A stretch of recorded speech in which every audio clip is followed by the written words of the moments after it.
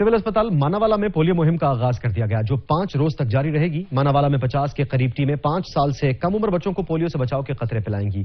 मियां शेर मोहम्मद जरगर की रिपोर्ट।